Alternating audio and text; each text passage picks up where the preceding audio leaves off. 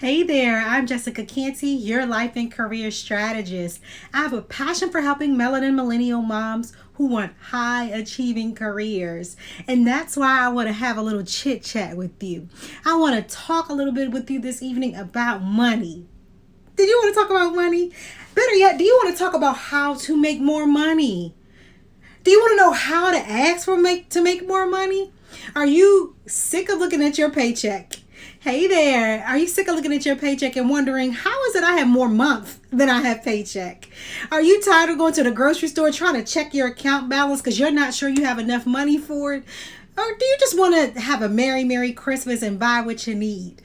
Whatever the case may be for why you want to earn more money at your dream career, I have 5 tips I want to share with you this evening on how to ask for more money. Everybody wants a raise. Everybody wants a promotion. Even be bumped up to a higher tax bracket. So I'm going to give you again 5 tips this evening on how to ask for more money. You ready? Let's get into it. I'm excited. Now I got to look over at my notes because I can get excited and start to preach a good word about careers because I get excited about career conversations. The very first thing I want to before I get into this, I want to make sure I tell you that this information I'm sharing with you. Hey there. Welcome. Thank you for joining me this evening. We're talking about how to make more money. Comment down below. Do you want to make more money? Do you want to have a higher salary? Do you want to have a salary that provides for your passion? Thank you so much. Do you want a career that's going to provide for your life and also allow you to explore your passions? I don't know about you, but I know that that's what I want for my career. That's what I'm living my dream career, and I'm having a salary that I want. So I want that same thing for you. So today I'm going to talk a little bit about that. I'm going to give you 5 tips around that. Please note that the tips I'm sharing, you can get even more information found in Work Journal, a place to record how awesome you are. This is your travel size career coach. This is your promotion partner. This is your raise ticket. It's thick because it's 12 months, 365 days, 1 full year of career coaching. So what I'm going to teach you, these 5 tips can be walked out with this career journal, with this work journal. I know that everyone may not have the time, willingness, ability, and resources to connect with a career coach one-on-one. So my team and I developed the work journal.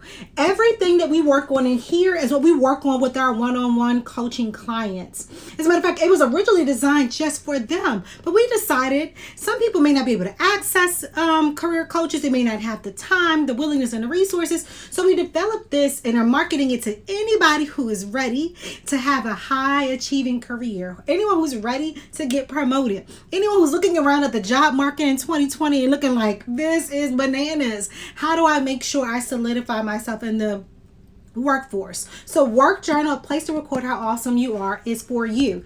So a couple of points I'm going to make throughout our conversation. I'm going to show you exactly what pages work on that for you. And this is just the proof, so you can only imagine when it comes to you all. Welcome. Thank you for joining me.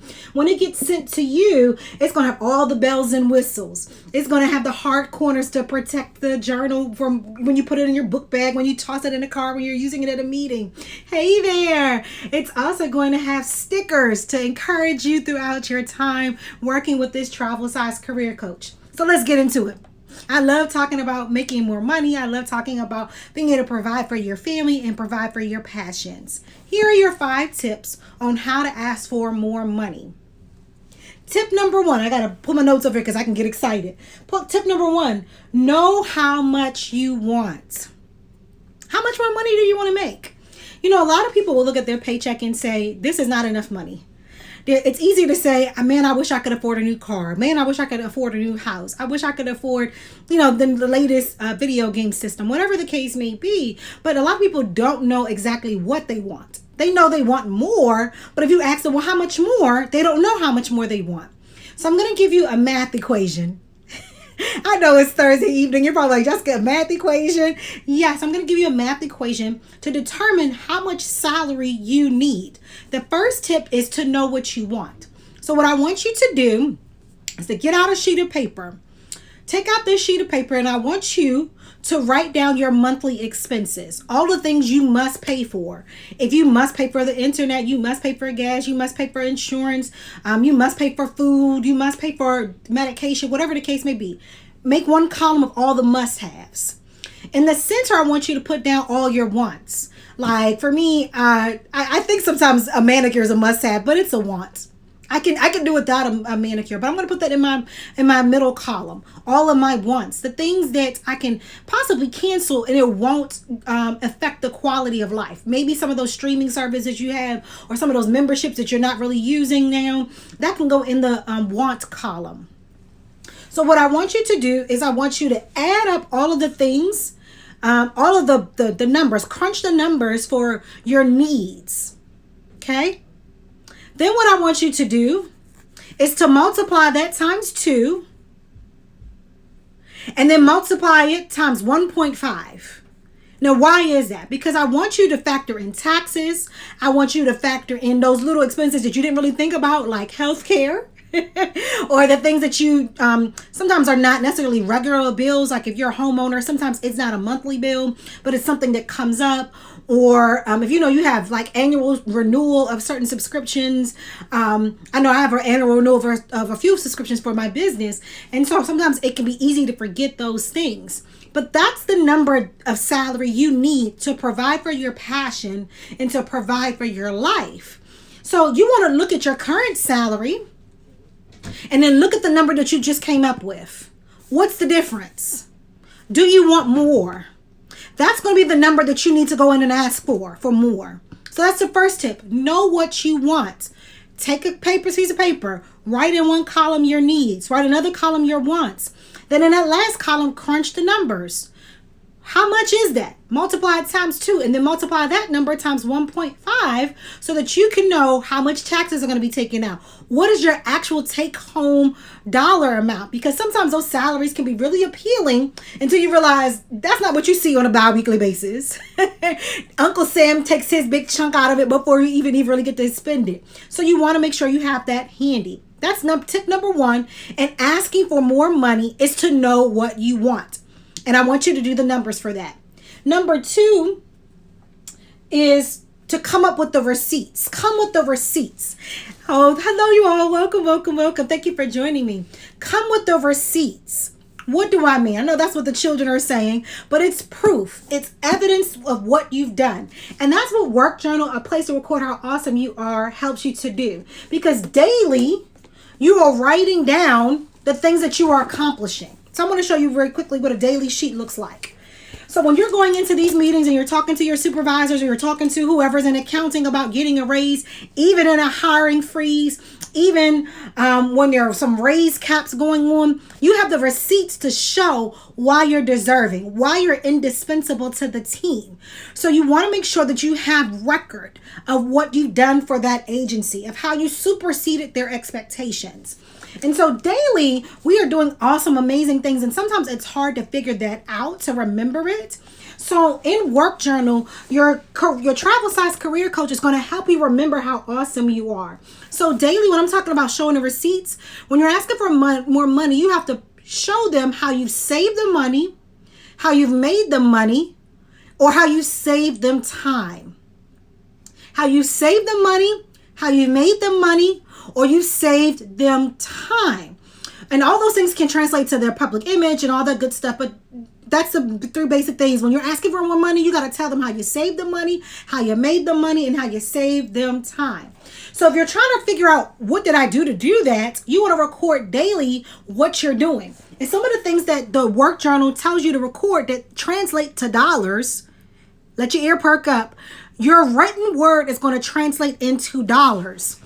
You need to write down who you helped, how you helped them.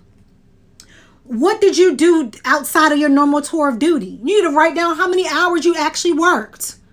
How many clients you served, especially my entrepreneurs. How many clients did you serve?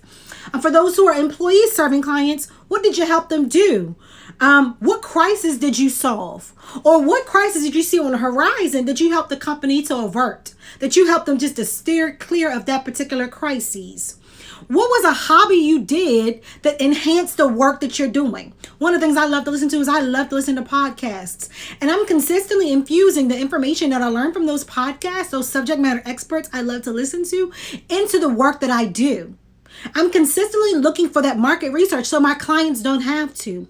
I'm making their job that much easier. So that's what you want to do, to let them know. I'm out here on my personal time researching. I'm so involved in the mission and vision of your work, or the mission and vision of your agency, that I'm willing to learn outside of required training hours. I'm willing to make sure that I am well equipped to do what you want me to do. The other thing you want to record is the research you've done. What are those things that you have explored? What questions did you ask? What trainings did you take? And actually, Work Journal has a downloadable for you to record all the trainings you've taken. So you have it in one place. You can print it off and put it inside. And it's free for your downloadable. It's going to be on the site soon. So look out for that. So Work Journal has practical tools that are in the journal, but also on the downloadable that you can print off and paste inside your journal so you can keep record of things. Because guess what? It's not your job's job to do it for you. They may have a training department, but it's ultimately your job to record how you're investing in your career. And Work Journal wants to help you to do that. The other thing is, if you are on a performance evaluation plan, a performance improvement plan, or a PIP, this is a great place for you to say, okay, boss, you said I need to work on some things. This is how I worked on it. I did the research. In my free time, I attended a course. In my free time, I listened to Jessica talk about how I can show up better as a professional. So all these things are something I would want to do. And the real money move, check into this. The real money move is to talk to your e-board, your career executive board. Have a conversation with your role model, your mentor, your coach, and your sponsor, because they're the ones who can tell you how much more you should be making. They're the ones who can tell you if you're being shortchanged, if you're being overworked, if they're the ones that can tell you a promotion is available for you. So these are some money moves that you can do daily to press towards asking for what you want. Tip number 1 is to know what you want. Tip number 2 is to produce the receipts. How are you making them money? How are you saving them money? How are you saving them time? Tip number 3 is to do the numbers, like I just said, but you want to present it in a way that's easy for them to understand. So one of the things that hello, welcome you all. We're talking about money moves. We're talking about how to ask for a promotion, how to ask for a raise. If you're an entrepreneur, how to ask for the sale, how to ask for the business. I'm telling you how to do that daily, how to make more money. So we've already gone through 2 tips. We're on tip number 3. We're talking about doing the numbers. You want to make it very clear to your audience. You want to make it easy for them to understand how, because of your work, you saved them money, you made them money, you saved them time. How nobody else on the team can do what you do because you're just that committed. So when I say do the numbers, you want to put together a presentation. You want to tell them this is how you were operating before. This is the challenges that I saw. This is how I applied my talents. And this is how you're benefiting from me applying my talents. That's doing the numbers. It could be any type of presentation you want to do. Some people will do PowerPoint. Some people will put it together in a succinct bullet point email. Perhaps you put together a meeting. Perhaps you put together a Loom video. Whatever the case may be. But you want to make it so easy for them. Like when you go to the store, you purchase a product. They say very easy on that product why that product is important for you to have. Why that product is important for you to spend the money on. You are the product. You got to sell yourself. So tell them this is what you were doing. This is how it's not pressing towards your mission, or this is how you can press towards the mission even easier, faster, quicker. This is how I applied my talents, and this is why you owe me more money. This is why you need to pay me more money, because I've done this for you. I've saved you money, I made you money, and I saved you time. That's tip number 3. So tip number 4 is to ask.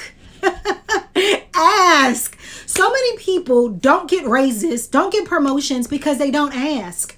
So when you're in supervision with your superior, or when you are going to your unit meetings or your team meetings, whatever you all call, whatever the lingo is, are you asking, is there promotion opportunities? Are there project lead opportunities? Are there opportunities for me to possibly renegotiate my salary? Ask. So many people do not get paid more money, and they are stuck at a salary for 5+ years because they're not asking, or they're assuming that their union is going to fight for them, or somebody else somewhere is going to fight for them to get the money that they deserve. I'm here to tell you, tip number 4 is to ask. Schedule the meeting and ask. If you do tip 1, 2, and 3, tip number 4 will be that much easier. If you do tip number 1, know how much you want. How much of a raise do you really need? Because some of us would think, oh, I need $50,000. But then you look at the numbers, you're like, maybe I only need $20,000. Or some of us think we need $20,000 and we look, no, we need at least another $60,000 added on to our yearly salary. Tip number 2, we talked about making sure that you show the receipts. Because by the time I get to the point to ask, your audience should say, here's the money we have for you because you've done so much for us. Tip number 3 is to do the numbers. So when you get to tip number 4, it'll lower your anxiety. Because I get it. A lot of people are nervous about asking for more money, especially in a year like 2020 with budget cuts and promotion freezes. But you're not asking in a way that would hinder them. So you can ask, so with the upcoming fiscal year, are promotions and raises being considered? Real simple. That's an ask. Will the promotions and raises be available in the upcoming fiscal year? Will there be opportunities to renegotiate our salaries in the upcoming fiscal year? There you go. Real simple question. Gets to the point, and it's not insulting. It gives you power, and it also allows you to position yourself to be able to get the information necessary to get that promotion and that raise in the upcoming fiscal year. Okay, so we did 4 tips. Let's do tip number 5 is to create a benefit package. Create a benefit package. Now, I know that kind of sounds like strange because that's an HR thing. And I am an HR kind of girl. I have history in HR. I did interview. I did review resumes, and I did all that HR stuff. That's a part of the reason why I'm a career coach.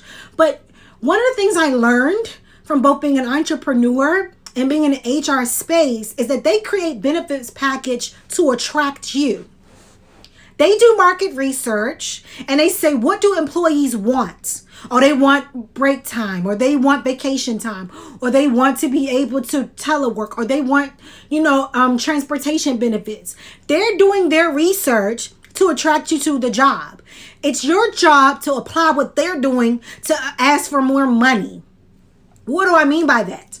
So maybe they're not in a position to give you $10,000 more, but you want to have at least 5 other things that you want from your job. Maybe it's an additional day off. Maybe you can negotiate an additional couple of hours off a day if they're not able to give you $5,000 additional, because maybe that's the opportunity for you to address your mental health or to start the business to get your additional income coming in. So you want to have those backup plans, especially for my entrepreneurs too, because you want to have a product suite. A product suite is the packaging of the different ways that customers can interact with your talents and skills. For example, one of the things in the product suite that we offer our clients is work journal, a place to record how awesome you are. This is something that we offer our one-on-one clients, and this is a part of their package, but there's some clients who may not have the ability, willingness, and resources to access that coaching price point. So we've offered all the wisdom we would give them one-on-one, and they can apply this to them. Now, if they're ready for that one-on-one experience, the specific things for them, then they can come up to that level as well. So no matter where they are in their career, we have something in our product suite or the packages that we offer to be able to meet their career needs. It's the same thing for you.